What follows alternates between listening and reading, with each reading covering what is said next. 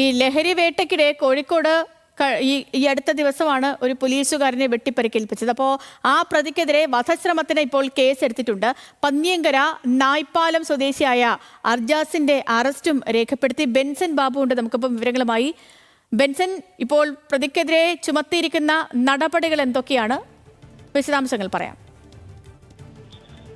സേതുലക്ഷ്മി, ഇന്നലെയാണ് ലഹരി വേട്ടയ്ക്കിടെ പോലീസ് ഉദ്യോഗസ്ഥനെ ഇത്തരത്തിൽ ക്രിമിനൽ നായ്പാലം സ്വദേശിയായിട്ടുള്ള അർജാസ് വെട്ടി പരിക്കേൽപ്പിച്ചത്. മറ്റൊരു കേസിലെ പ്രതിക്ക് സമൻസ് നൽകാൻ എത്തിയപ്പോഴാണ് ഈ അർജാസും ആ പ്രതിയോടൊപ്പം ഉണ്ടായിരുന്നു. അങ്ങനെ ഇയാൾക്ക് ഈ പോലീസ് ഉദ്യോഗസ്ഥനുമായി ഒരു മുൻവൈരാഗ്യം ഉണ്ടായിരുന്നു. അതിന്റെ പേരിൽ ആ പോലീസ് ഉദ്യോഗസ്ഥനെ വെട്ടി പരിക്കേൽപ്പിക്കുകയായിരുന്നു. നിലവിൽ ഇപ്പോൾ സൂചിപ്പിച്ചതുപോലെ പ്രതിക്കെതിരെ കൊലപാതക ശ്രമത്തിനടക്കം വകുപ്പുകൾ ചുമത്തിയാണ് കേസെടുത്തിട്ടുള്ളത്. ജാമ്യമില്ലാ വകുപ്പുകളാണ്.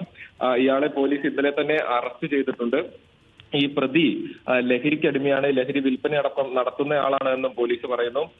ഈ മറ്റൊരു കേസിൽ സൂചിപ്പിച്ചതുപോലെ തന്നെ മറ്റൊരു കേസിൽ മറ്റൊരു പ്രതിയെ സമൻസ് നൽകാൻ എത്തിയപ്പോഴായിരുന്നു ഇത്തരത്തിലൊരു ആക്രമണം ഉണ്ടായത്. പ്രകോപനമില്ലാത്തൊരു ആക്രമണമായിരുന്നു. അതിനാൽ തന്നെ തുടർ നടപടികൾ ഗുരുതര ശക്തമായി തന്നെ തുടരാനാണ് പോലീസിന്റെ തീരുമാനം.